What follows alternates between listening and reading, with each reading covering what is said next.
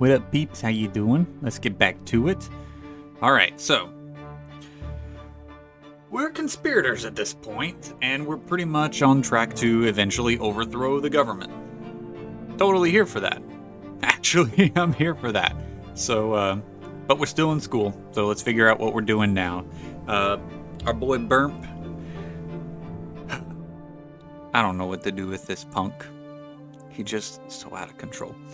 There are only a few days left until the Imperial college exam entrance, whatever. History, law, and theology. You spend all day reading and rereading the books you brought with you. Staying at the library until it closes. At the end, the day the exam approaches, your hands start shaking more and more, and finally the day comes. Before we get into this, I'm going to share with you guys a fun little story. So, my buddy Jeb, you guys know Jeb. You've seen Jeb around. Jeb has been streaming on Twitch, which you can find at, I believe it's just Jeb _Schaefer. I'm not sure, but I believe that's it. And, he does pretty good over there. One of our other buddies, we heckled him for a little while, and he handled it very well. He was very interactive, but he also knew how to keep things, fun yet professional. As professional as gaming can be. And, but there was this one point we were heckling him, and you guys will get a kick out of this because you guys know me. At least, I hope you know me. So he was making a joke about something. What was it he was making a joke about? He was playing Kingdom Hearts, and he was doing a little joke bit about keeping a secret from one of the other main characters, and he just goes, "I'll never tell." So I thought I would kind of heckle him a little bit in the Twitch chat. I told him in 2 messages. The first one is, the best hookers never tell. Because I knew he would get a kick out of that. Also, Jeb, I'm pretty sure this is the first time you're hearing this, so you're welcome. You're also welcome that the mods blocked that one so that you didn't see it. So all that he saw was the second message, which was not having an STD as a plus, which made him think I was talking about myself. So Twitch really hates me. Twitch has blocked more of my messages, and that's not true, but it's blocked a lot of my messages, and they've been like mildly edgy things. I actually I put in some curse words, and the curse words went through. Like you can even type out the full F word and it doesn't care. But apparently I can't talk about hookers. Let's go on. Finally the day comes, a clear sky over Eterna today, the breeze is warm. You dress in your best outfit, a gray jacket and a velvet shore trousers. Come here, carefully polish your boots until they shine. You leave the lodging house, and for the Imperial College, your legs grow heavier with each step. Your anxiety and the fact your fate will be decided today is virtually tearing you apart. But I have a feeling... I have a feeling I'm not going to get in. Like, I might get in, but I'm not going to stay there. Because Burp right now is on a path of revolting against the government. So I don't think that this is going to be a permanent situation no matter what happens. The college is a majestic building that looks not unlike a castle. That's a weird way to put that. In a square, in the square in front of it, you can see several dozen people, young men, sons of nobles mantled like you, waiting for the college doors to open. Time slows to a crawl. Last the doors open, a stately man dressed in a professional mantle appears at the entrance. He's the dean of the college. The students fall silent as the dean gets ready to deliver his welcoming speech. The silence is interrupted. Oh heck. By heavy footsteps and clanking armor, a squadron of warriors emerge near the college, led by Archnean officers. The banner bears the image of the Golden Grains, noble militia of Monia province. What are they doing here? I don't know. I don't know who they are. Quit asking me questions. This is all new to me. Nobles of Monia,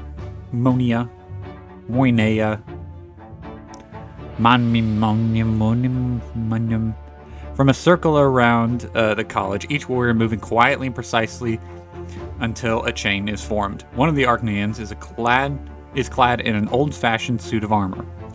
He is the leader of the militia. He locks the bar on the massive doors of the college into place and proceeds to the stairs and addresses the crowd loudly. What do you...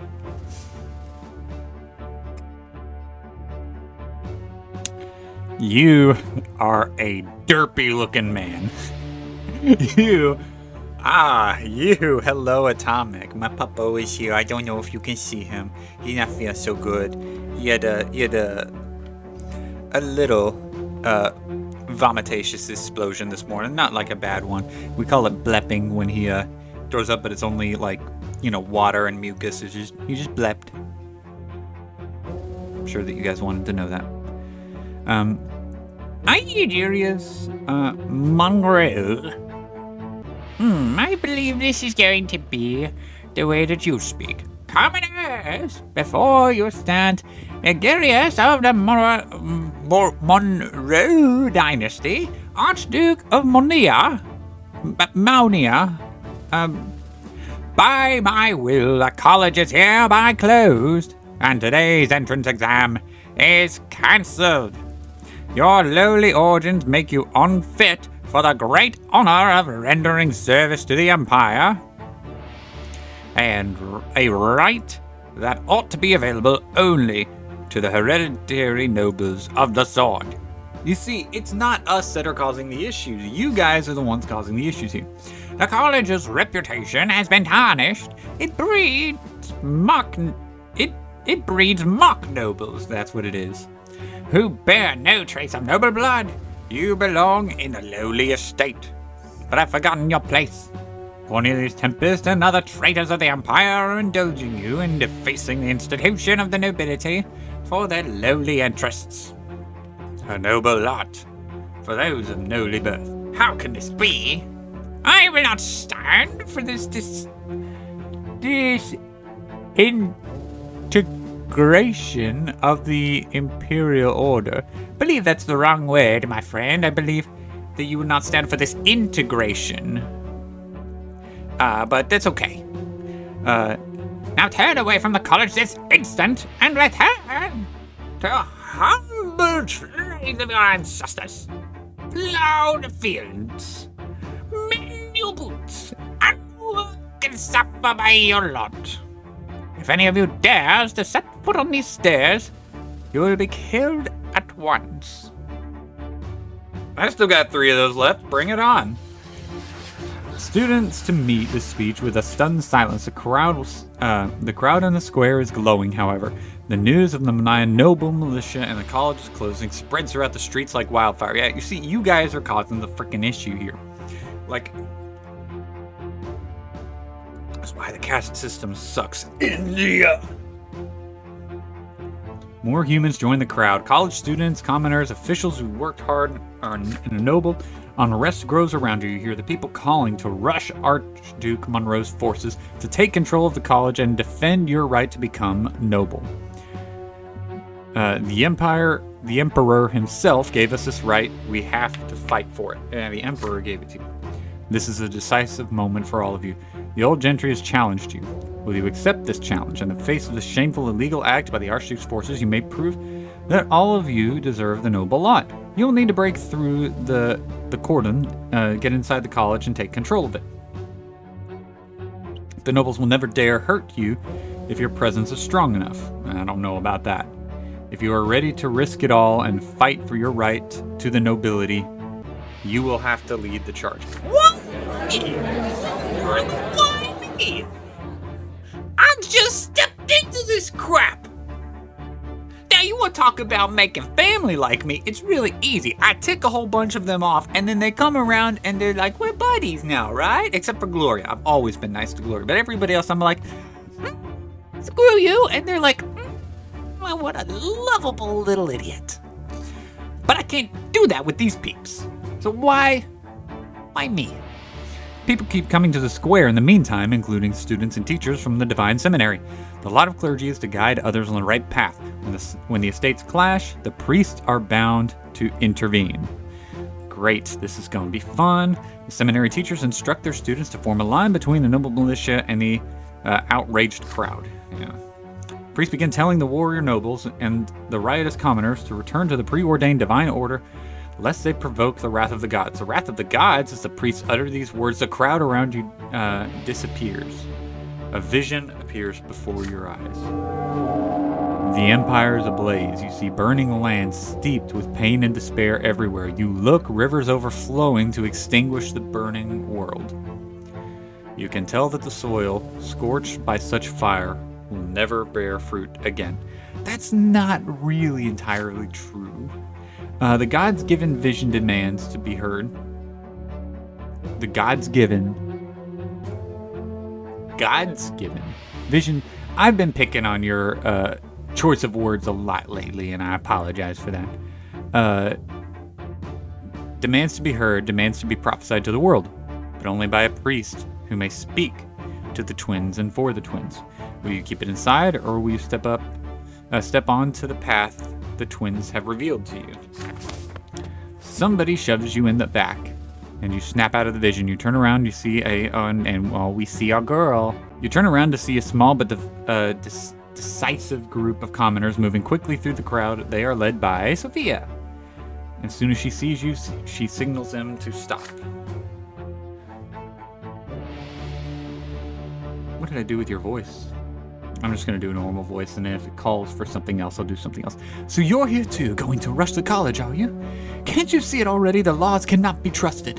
They gave you the right to study here just to throw you a bone. When the going gets tough, your masters will take it all away. It's time for you to decide. We are the lotless, and we are not putting up with this system any longer. We will fight for a new world. Are you coming with us, or are you going to submit to them? There are students and professors locked inside the college. Who knows how long Monroe will maintain this siege?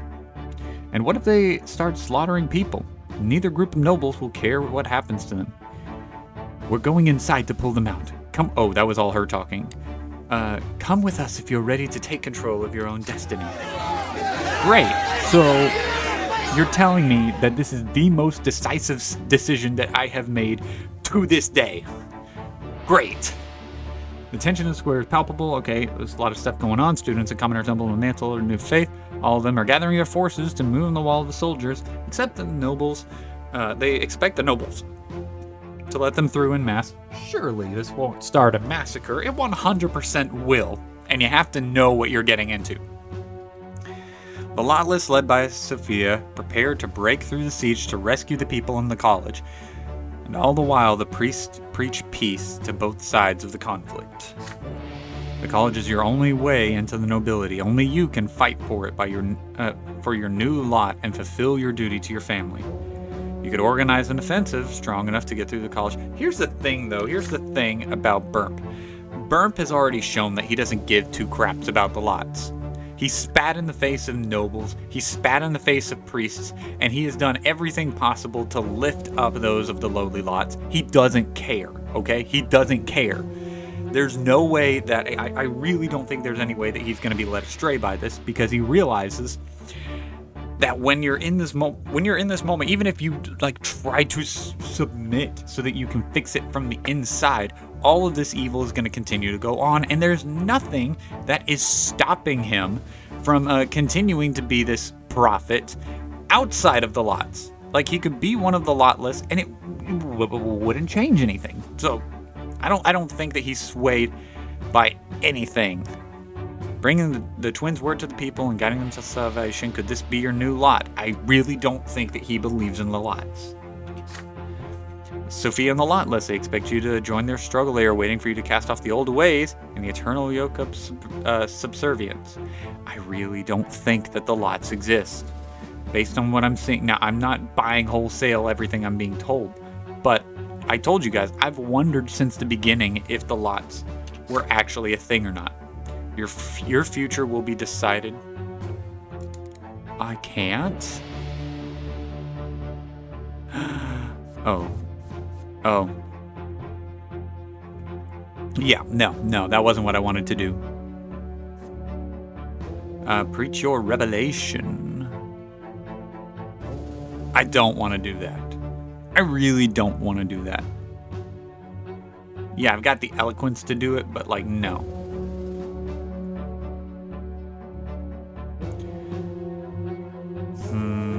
Yeah, we're gonna follow the lot list because it's kind of the life that Burmp has been leading. You have decided. The storm of doubt in your mind clears at last. You are done serving the will of others. You defy the lot and you do not need another. You are free already. This is exactly the life that Burp has been leading the entire time. You walk to the lot list as Sophia smiles at you softly. Her companions pat you on the shoulder, and then you get to work. The lotless withdraw from the mob in the square and prepare for the raid. They are strong people of lowly birth, and their clothes are covered in dirt and soot. They hang on Sophia's every word. So the plan is simple. We go to the warriors. I will go to the warriors by the side gate and distract them. You know me, I have my ways. That sounds very, oddly promiscuous sounding, even though I know that's not what's going to happen. That's the way it's definitely coming across. The rest of you must get inside the college and lead the people outside. When you are done, wait for my signal. Sparks of yellow... Oh, duh, that's right. I keep forgetting that. Sparks of yellow flash in Sophia's eyes. She walks with confidence to the nobles. I have a feeling this is not going to go well with Sophia. So sad. She walks with confidence to the nobles guarding the side gate. They meet her with drawn swords, and a flash of yellow light fills their eyes. The warriors freeze in place. Sophia walks away, and they follow her obediently. The path is clear. You hear one of the lotless gasp in awe. That is our owl, all right? Only she can do that. It's time. You open the gate and get inside the college, leaving the cries of the mob behind. Nobody stops you. Once this is done, you scatter to search the halls for students and professors. They are not eager to trust the trespassing commoners, but with Argnian swords hanging over their heads, they will trust you anyway. Your student garb helps you convince them. You take everyone you can find out of the college to the same underground gate. The lotless take a roll call in an alleyway behind the college. You rescued almost 24 men. Sophia is the last to reach you. It's time to leave. The maze of hidden alleyways takes you safely behind a patch of abandoned land. Here's the thing. I know that I'm taking a pretty common route since it was the only one that didn't require anything, but I just don't buy this crap. Sophia clambers up onto the half-crumbled wall of an old house. She lights her pipe and gestures confidently for everyone to come closer. Welcome all. We are the Lotless, the people who will never stand for injustice of the imperial system. We live as we see fit. We have no masters, only our own free will. Join our ranks and you will be forever free from the whims of the Archnians and the gentry. Walk away, and we will be free to do with you, and they will be free to do with you as they see fit. I believe today was a fair show of their intentions. The freed students exchange glances. If they join you, their hopes of being ennobled by mantle will be cut short. But they already saw how precious their position is, how precarious their position is. Many of them are enraged by the fact that the Argnians can take their rights whenever they please. Yeah, no kidding. We won't force any of you to stay. You are free to leave and go back to the college when it opens, if it opens. But if you don't want to dance to their tune anymore, the Lotless welcome you. I really feel like this is the only logical path. Many students join the ranks of the Lotless that day. You are among them. You are greeted by the motto of the Lotless. Ooh. Our cause is just. Is that it? That's it? Okay. Our cause is just. There we go. Your new life has begun. Your life as a member of an outlaw and a brotherhood. There is no going back. You will be neither nobleman nor priest. Your father will never forgive you for letting the family down. I know this will hurt him. But for the first time in your life, you feel truly free. You have defied your lot. Now your fate is yours alone. What will happen next?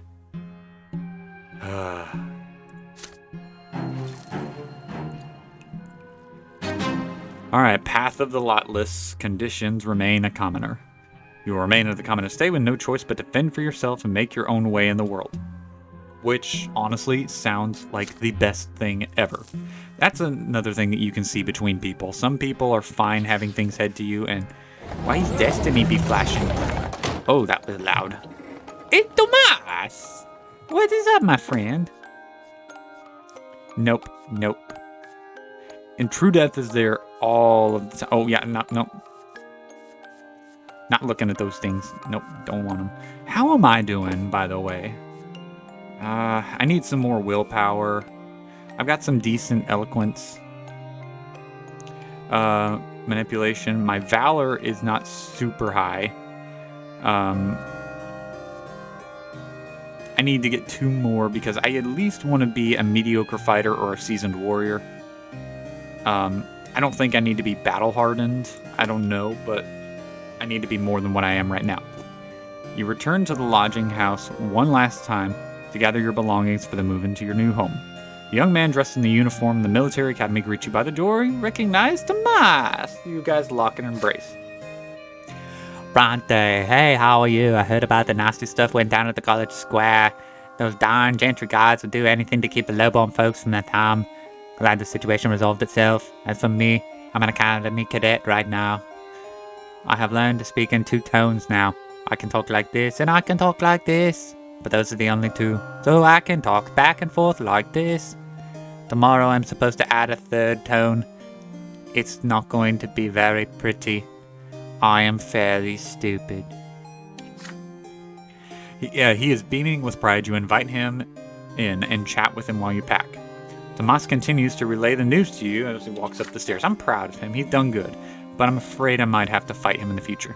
I made it to the top 10, can you imagine? I did pretty well in the sparring and sciences. It was all thanks to the help you gave me back in school at Anazote. I'll be studying the art of war now, and it's a quick march to the noble title. How about you? You tell Tomas about what happened over the past few days, and of the path you have chosen. He remains quiet as you speak. Both of you realize that you may never see each other again. I'm afraid we will, and I'm afraid we'll see each other in battle. You know, Brante, here's what I think. You may have your own life, your own path in life, but you're my friend. We gotta make sure our friendship lasts forever, no matter what happens to us. Here, I bought these 2 brass rings. If the old tradition is believed, both rings and their wearers will always remain close to each other, no matter where fate takes them. What do you say? The 2 of you grew up side by side. Tomas, the audacious, hot-headed blonde, hot-blooded, sharp-tongued boy who used to live next door. You can't imagine your childhood without him. But would it be right to promise him that your friendship will last forever no matter what happens? Here's the thing. I really don't see what it's gonna hurt.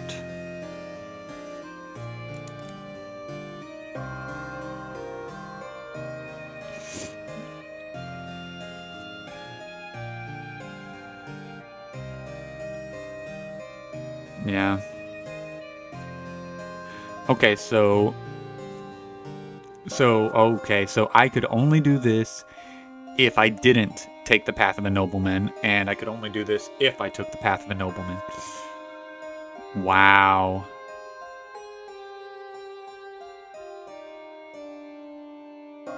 Keep things as they are.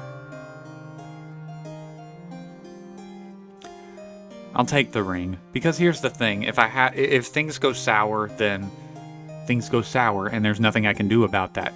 But the problem is if I say that I'm either keeping things the way they are or ending the friendship, I'm potentially either creating an enemy or putting a seed of doubt that will create an enemy.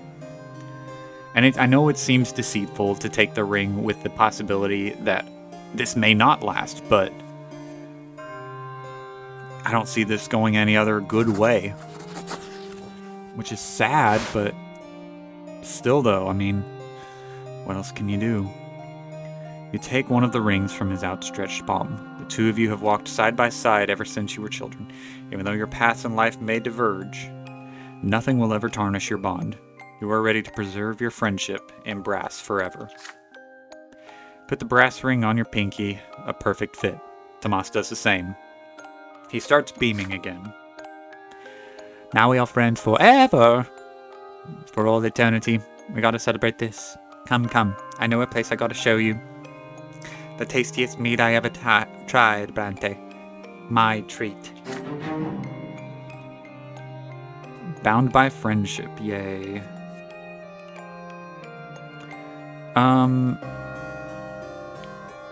But does that affect like how much of friends we could be?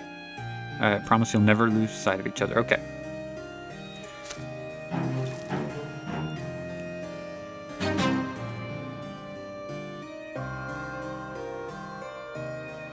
All right. Well, here we go. Let's see what happens. Letter from home. You write a letter. Oh, it is a letter from home. You tell them that you failed to get into college. There was no other way. Father would have learned everything one way or another. Yeah, it's true. It isn't an easy letter to write. He did send you to the capital specifically to attend the college after all. You write about Archduke Monroe's assault on the students' doubtful future now that their right to be ennobled by mantle may be revoked. You tell them that you plan to get a job in the capital and earn a living. They should accept your choice. The reply from your family arrives very quickly. Oh no. We sent you to the capital with the sole purpose, but you failed. Indeed, nobody expected an attack on the college, but you could have upheld your right to study there had you been more firm. Cornelius Tempest will ensure that the college opens again, yet you've already rejected the nobleman's lot. And to what end? I can only accept your choice now, but you will no longer receive any support from the family. It is up to you to earn your keep. I can only hope that you will not disappear in the capital. I hate that, and I know that's going to tarnish our relationship. Oh, boy. This Nimrod over here. How did I do your voice again? The entire thing is nothing but a poor excuse. You failed to uphold your right to enter the college. And at the end of it, it cost Father so much time and money to send you to the capital, and you rejected it all. And for what? To remain a commoner at the end of your days? I hoped you would one day become my equal. Now the very thought of you is just absurd.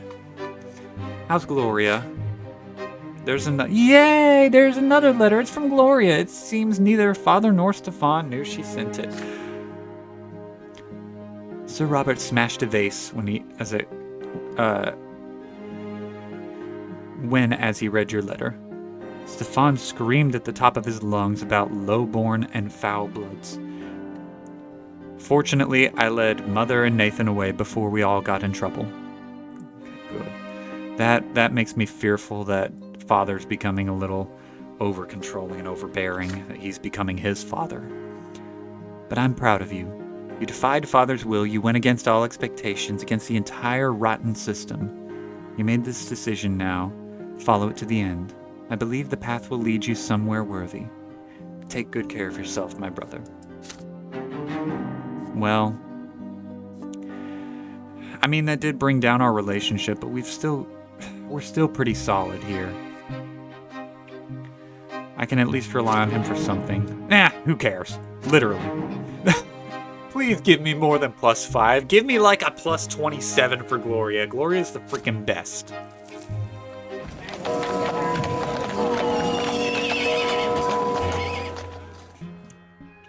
You cast one final glance over the room where you've lived for so long. So long? Here's the table at which you'd studied all those books. Here's the bed on which you dreamed of the future. Your things are packed. You walk down the stairs. The landlord's servile smile is gone now. The unpleasant remainder of the funds allocated for your accommodations drop onto the counter from his reluctant hand. Then he turns away. You have no lot now. You are free. Free from even the knowledge of your tomorrow. What is this? Why you shine at me? Got bond of friendship. Okay, that's it. That was it? Man. I was hoping for something more than that. Cast away your destiny, but for what? This remains to be seen. Now you get to live like a real person instead of just a walking puppet. The Brante family will support you no longer. But you have to find a play to stay in the capital so you can aid the lotless. And so you seek Sophia. I'm afraid I can't offer you a noble estate, but we found a basement in an abandoned house and made it into our home. It's on the bank of Reglata, by the river port. It's livable. There's only one room for everyone, so bring your own bedding. But it's warm and clean, and we have food and a place to keep our things. You'll be safe. All right. For all those carriage rides, going through the city streets on foot isn't half bad. But the bayside wind gets under your skin, but it also cools you down on hot days. Not that you need it. You were born in Anazote, the very southernmost part of the empire, and the hot season is in the capital. Little typo right there. Is nothing compared to the real heat in Magra. You recall the hot days in the garden, sitting with father and talking about the lots and the future in the capital. He used to look at you with such pride. He was so confident you would follow in his footsteps. A chilling gust of wind snaps you out of it. Enough nostalgia. It's time to face the future you have chosen for yourself. I really think... I have this feeling that Robert will come around. The house where the lotless live is close to the poor. The basement entrance is hard to find, but you eventually locate it. Inside is one large room with bedding and belongings strewn about all over the floor. You find some free space in one of the corners, so you place your bedding and your things nearby. Then you take a good look around. There's only a handful of people in the building. You introduce yourself to them, they show you the utilities, a small kitchen, and a room with a stove and several buckets of water. If you need more water, the river is right nearby. You ask them how long they have lived here. About 8 months, one of the lotless tells you. They looked over this basement back when they only had 10 members. Most of them were more or less homeless, disowned by their families, expelled from the college, academy, or seminary. Sophia found a place where they could all live together. Everyone sleeps in the basement and meets in the abandoned house above. Sophia certainly is thoughtful, you intone. But she is. The lotless says, nodding. Takes good care of us. But she's also secretive and demands that we follow her orders to the letter. Even after all those months, nobody knows where she lives. She only shows herself when she deems it necessary. Soon you come to know the lotless better, and you see that they truly believe in what they are doing. At the present, they are trying to expand their ranks, convince common folk in the present order in the empire must be fought. You can do this, you have to believe you can do this, and you have to do whatever Sophia says. Here's the thing, obviously, the numbers of the lowly lot, I forget their names, the commoners, are going to be a lot larger. So if there's enough sway, and you can dispel enough fear, then it's an easy overthrow.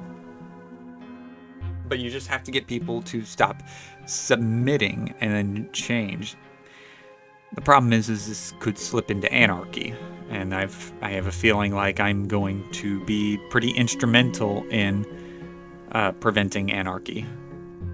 You guys can read this if you want to read it, but basically Sophia comes in. Sophia's sitting at the desk behind paper. She looks worn out, but she still smiles at you. Hi. There's a reason I wanted to talk to you last. Our ranks are growing, but not everyone is as smart and learned and cunning as you. I need results, and I expect to get them from you. We have to tell the common folk the truth about what happened at the college. It doesn't matter how we do it, the lotless will never forget. We will never forgive the nobles for what they did. We have to tell the people we exist, and we have to recruit new members. I know you can think of a way to do both. I expect a report in 1 week at our next meeting. Good luck. Sophia stops talking and looks at you. You nod. There's something else you want to tell her, but you have no plan just yet, and it seems she has no time for small talk. You leave the meeting room. What will you do now? How can you tell people about the lotless without everyone getting arrested? Best place to do this would be somewhere on the outskirts of the city, in the markets and taverns where commoners tend to gather. Spend the rest of the day strolling through the city streets. After a night of pondering, you have 3 ideas. First idea is the safest. Print a lot of leaflets and spread them all across Eterna. Tiny papers are easy to hand out. It only takes a few printed words that hit home. And the printing press. Can you even find a print shop that will support your cause? Plan number 2. Talk about the lot list to anyone willing to lend an ear. This is a more reliable option. After all, people tend to believe other people more than words on paper. It's more dangerous, too. It's easier to arrest an orator than an author, and your numbers are too few as it is. And then there's Plan 3. The city is still abuzz after what happened at the college. Somewhere out of those frantic streets are people willing to heed your call. Instead of wasting time and effort telling everyone about the lot list, perhaps you should focus on recruiting. Leaflets. I don't have enough manipulation. That's okay, though, because I didn't think that was the best option. I don't feel like this is the best plan. I feel like this is the better plan. I feel like we're going to get arrested, but I feel like this will, like this getting the word out, is the better way to do it. This is probably a really, really bad idea. Oh.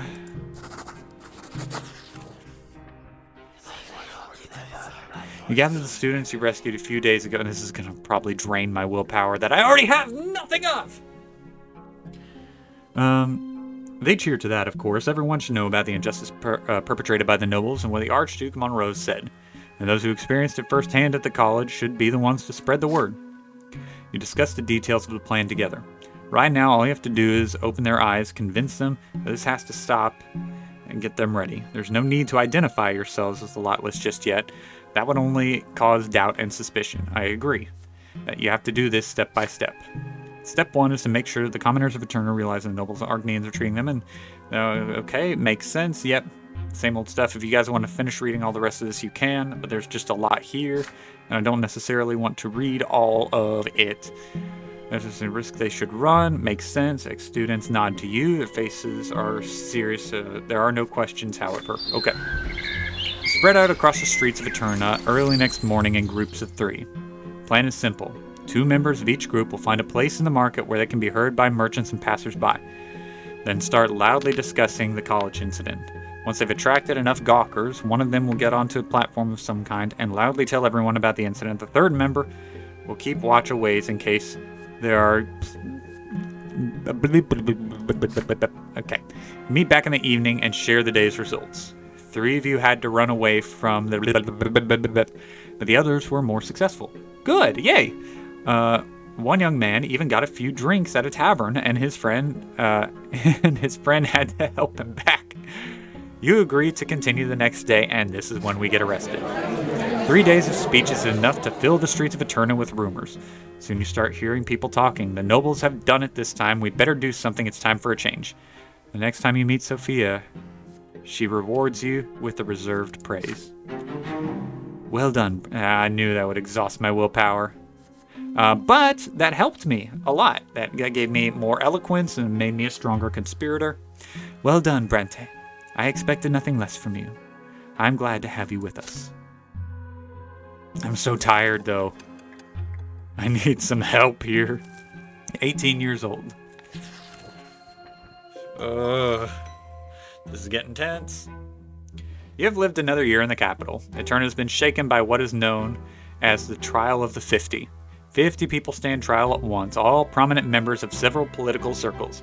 They are accused of treason and conspiracy against the crown. The accused spoke in favor of reducing the power of the nobles and granting more rights to the common estate. Oh, there was no mention of rebellion, yet those words alone were enough to indicate.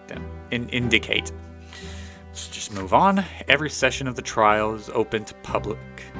It is a show of power made to discourage people from forming such circles ever again. This is so bad. This is so bad. You attended one of these sessions. The 50 faced their verdict: forced labor in the mines of Magra and Elira for regular members and true death for their leaders. 6 men and 1 woman. Their public executions take place in the central square of Eterna.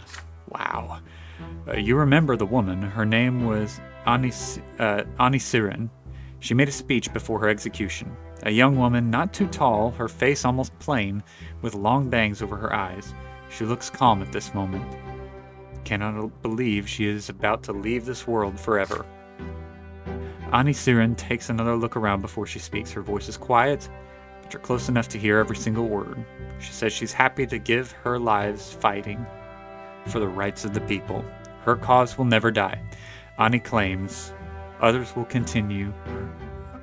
like her will continue their work in hiding, for their cause is right and just. It's a lame saying, but whatever. She is dragged away to the others. Put a sack over her head and tighten a noose around her neck. A hand yanks on the lever and 7 dangle in the air. Their feet tremble at first, then grow still. There are gasps and cries of discontent in the crowd. I have a feeling that that would have happened no matter what. Well, that wasn't great.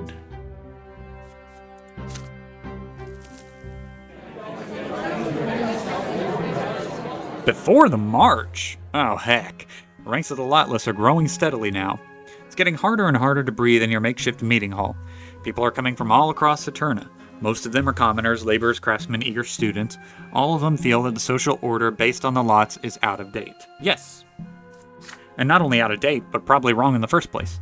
Always discussing this both at the major meetings and one-on-one. How can you change society without taking up arms? How can you defend those who suffer at the nobles' hands? You write several articles for a newspaper.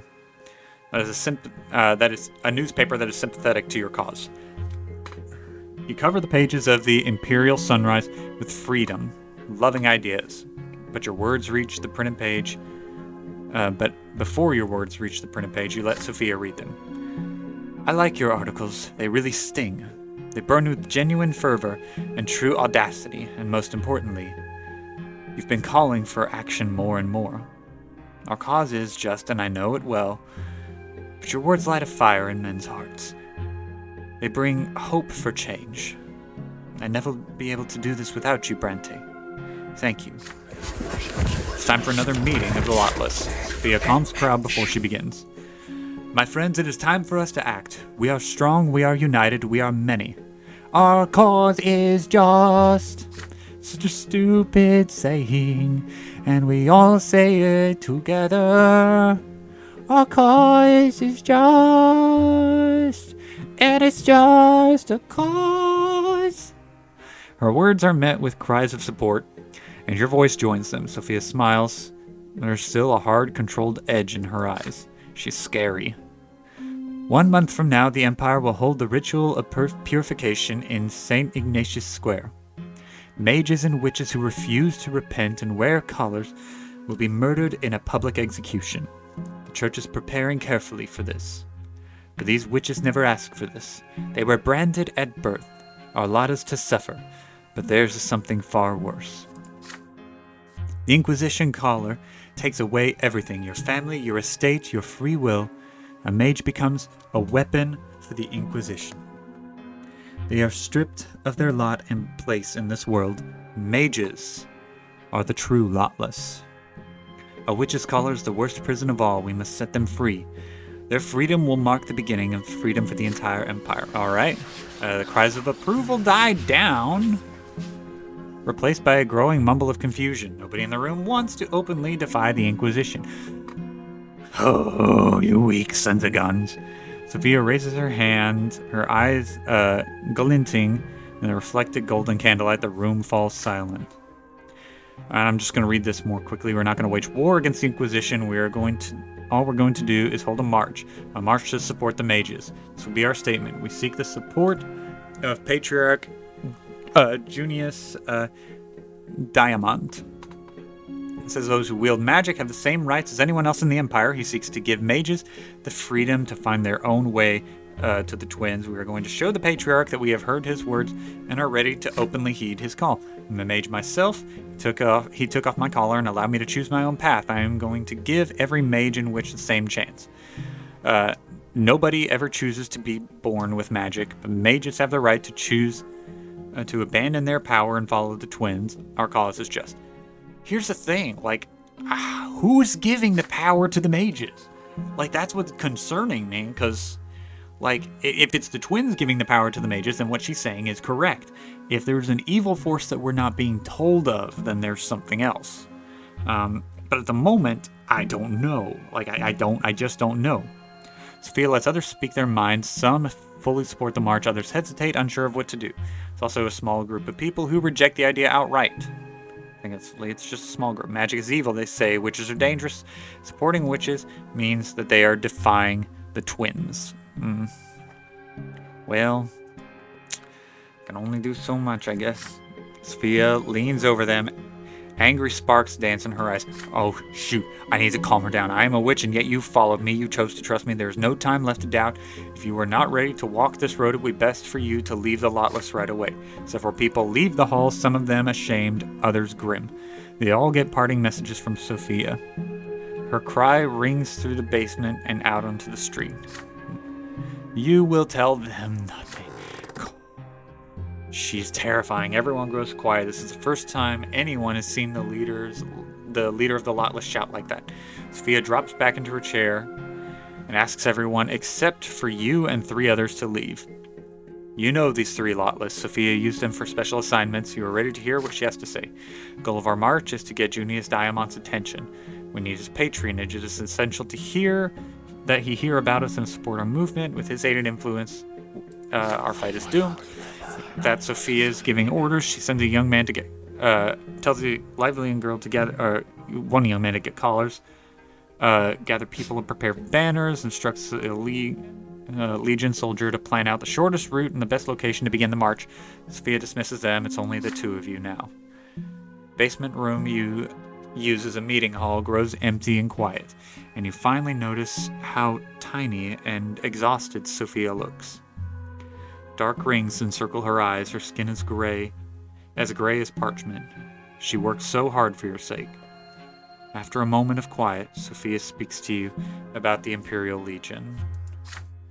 I don't want to scare the others too soon, but I think you know what I'm going to say. If they have trained legionnaires guarding the square instead of prefecture, soldiers won't stand on our ceremony. Won't stand on ceremony. Some people might die during this march. You spend half the night planning escape routes in case you have to run for your lives. By the time the plan is fully ready, both of you are on the verge of nodding off. There is one more thing that Sophia wants to discuss, however. Many people have joined the Lotless over the past few weeks, but we still don't have enough members. We need to attract other people from the streets in order to make our march stronger. People need to see that we aren't just misfits. Sophia has 2 ideas for attracting more people to the march, but you only have enough time to implement one of them. Call upon the commoners who support the doctrine of Patriarch Fotis to join the march. Plenty of people in Eterna have had to suffer at the hands of the Inquisition back when the new faith first emerged. Those who rejected the lots would be treated as heretics and punished accordingly. Alternatively, you could seek support from the clergy and the nobles. Even among them, many have relatives and friends who have suffered at the hands of the Inquisition. Oh, so I can do all of these.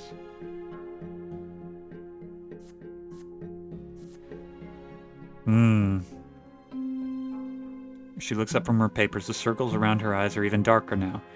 She is barely reacting to the world around her. She is but a shadow of the confident young leader of the Lotless you saw speak at the meeting.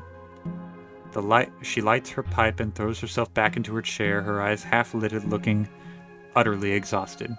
Seems the decision is yours. While I could definitely do either of these things, and both of these would be good, I think that getting nobles and the clergy to help would be effective, but I'm afraid she's gonna snap. And if she snaps, then it's all over. And plus, like, we buddies. I mean, I think we're still buddies. Where is she? There she is. Yeah, like, we're buddies. I'm gonna build this a little bit. Sophia smokes her pipe and sends rings of, oh, that was your plan. Now I know where Burmp's head is. You look around and you notice a half-empty bottle of wine, likely left behind by one of the lotless. Doesn't take too long to find a somewhat clean mug and pour some wine in it for Sophia. You find another and pour some for yourself.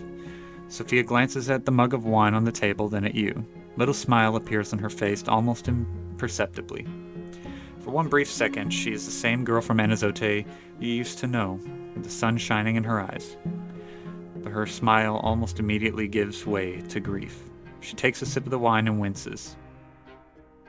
You try yours, and the wine has gone sour. That was very thoughtful of you. I'm glad you're here. Every day I realize more and more that I made the right choice. I'd never be able to do any of this without you. She takes another sip, looking more and more relaxed now. You say you're happy. Also happy to be one of the lotless. Going against your parents' wishes to find your own way was the right decision. Sophia lets herself assume a slightly more comfortable pose in the chair and smiles a little bit more. You could have been whatever you wanted, but you chose to join us. That's brave. If I do say so, we'd be enemies right now had you followed in your father's footsteps. Her face grows grim. Those who take by force and oppress and extort us should never rule. We shouldn't be the ones suffering because of them. It's all wrong. You know I still have nightmares about it. Okay, but don't put everything on my dad's shoulders because my dad's the one that made me into who I am. And not only that, he's one of the people who defied a lot of this by marrying my mom. Sophia's voice trails off suddenly, and you understand what she's talking about. Distant memories flash before your eyes. Streets shaking from under the thundering hooves, screams and cries, dogs barking, the air in agony and barking orders, sparking gold. You look away. Why don't you shut up? You're a whiny boy. You have everything you need, and you still whine. Oh, hush. Come here if you want love. What a dude. You look away burning with guilt. Sophia laughs ever so quietly. Don't blame yourself for that. It's the world, not you. Sophia leans closer, so close you can smell the tobacco and wine. Her face is so near, her lips are right by your ear. And we have to change it. She leans back and downs her wine. It's late. Go get yourself some sleep. I'll finish this on my own. Yay! Two of you go outside and say goodnight. You watch her walk away, wondering if she's really as strong as she looks, or just really good at playing the part. I'm assuming really good at playing the part. Oh, but that brought some of my willpower back. Very good. It's getting sketch for a minute here. Two of you go outside and say goodnight. You watch her walk away, wondering if she's... Oh, yeah, I already read that. Alright. After this, I'll close it out for the day. The capital is preparing for a great celebration, the coming of age of Girian Tempest, heir to the throne. Ribbons and flags flutter in the wind, the streets are scrubbed and clean, and the scent of the flowers fills the air.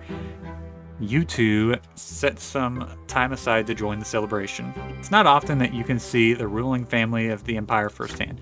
Can I get some more power back for this? My boy needs the will to live. Celebration comes and a turn is a buzz. Festive procession starts on the street. Suddenly come from the college cadets and the military academy, march in front, lined up in columns, and other citizens follow suit.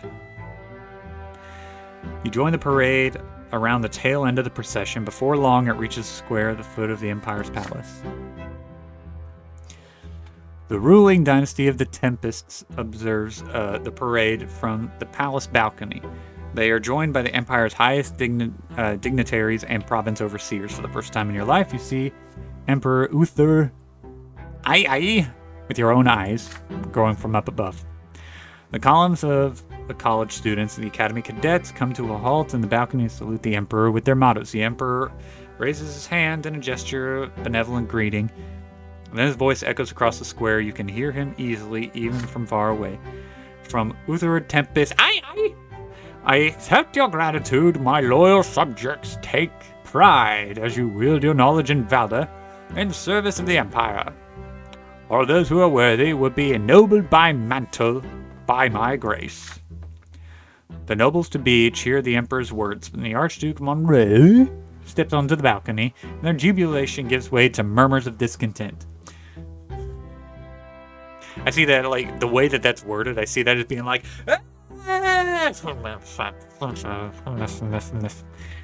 everyone remembers all too well how the ruler of Monia tried to shut down the college by force.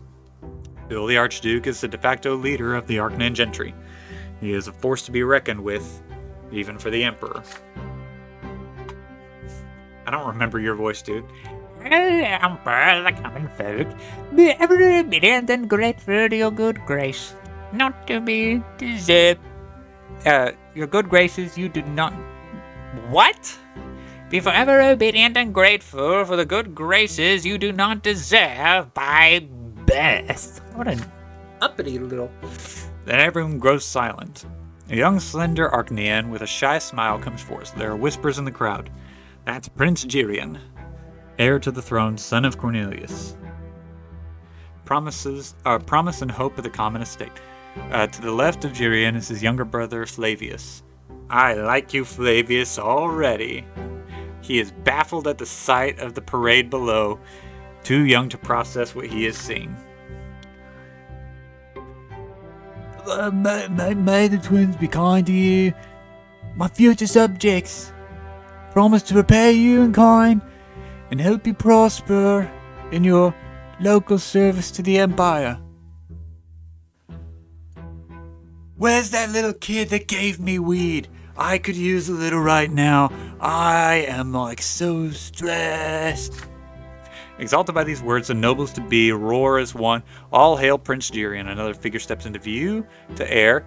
He is an Arknian, elegantly dressed in his mantle of tempest colors. He raises his arms, about to make a speech. Who the heck are you?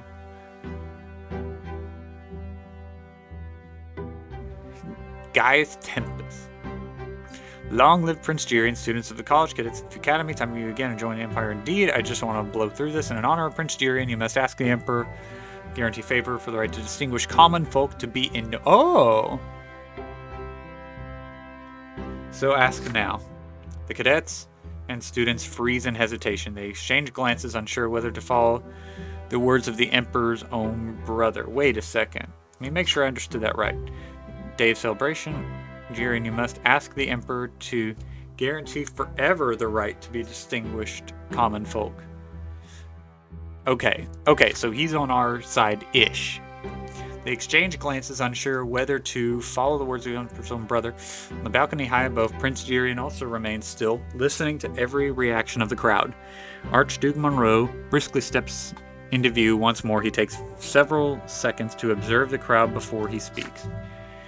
Imperial subjects, what the Emperor's brother wishes to say is you must always remember that you owe status to the Tempest dynasty. The Emperor accepts your gratitude and sends you off with a blessing. You may leave now. Commotion and murmurs spread over the crowd. Refuse to follow the Archduke Monroe's orders. There are shouts heard here and there. The law, we ask for the law. The academy officers and teachers of the college urge them to fall in line and resume the parade, but tension is rising. The crowd slowly grows enraged and unruly. An Imperial Guard cavalry regiment emerges from the palace. Starts slowly advancing on the crowd, hands on their swords, pushing people out of the square. The commoners are now running left and right. You two have to move away. This quickly quells the commotion in the square and the cavalry withdraws. Emperor Uther appears on the balcony again. I am so sorry, y'all. Just embrace the cringe. Archduke Monroe stands by his side. The square falls silent at the sight of the sovereign. And I already don't remember what voice I gave you, so I'm just going to go. My subjects, I can see how overjoyed you are at the Prince Girion, but show your reverence and gratitude was clear enough. Now obey my will, continue the parade, and sing praises to the Tempest dynasty that has given you so much. Pray to me, my subjects! Pray to me! Square obediently lines up the columns once again. The Battle of Defiance is in the past now, and they resume the festival parade through the city streets. Glory to Emperor Uther, glory to Prince Jirian. Well, this is not going well. Dang, this is still going. Letters from home. It's okay. Father's writing is very reserved. He mostly discusses events and work, and Magron writes very little about the family. Makes me proud that I managed to teach Stefan how to handle affairs at home. Your older brother behaves impeccably in society. Oh, quit talking about that jerkwad.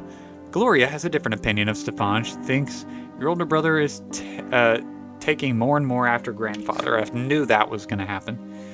Stefan looks a lot like grandfather in his manners, his postures, his voice. He even dresses like him. He used to be aloof around me, and we barely talked in the past, but now he always blames me and tears me apart. I can't take it anymore. He walks all over me all the time and treats me like a housemaid.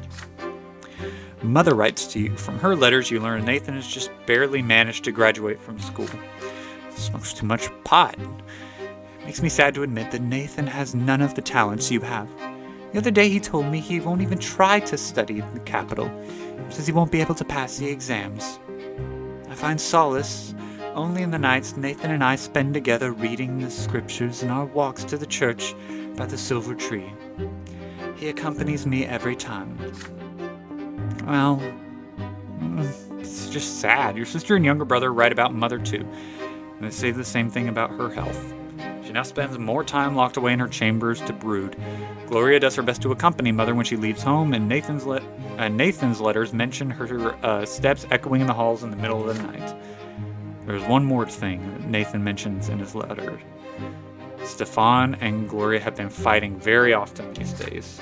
I am very fearful for what's going to happen to Gloria. Stefan always tries to get under Gloria's skin, and she answers him in kind. Then Stefan calls her a lowly commoner to make her shut up. I try to give him some of my special stuff. And then he gave it to the dog.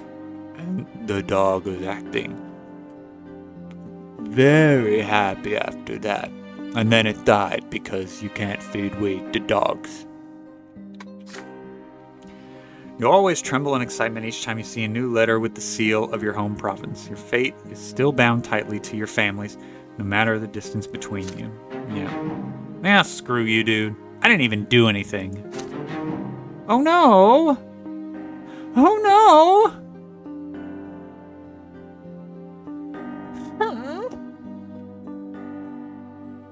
But I didn't do anything!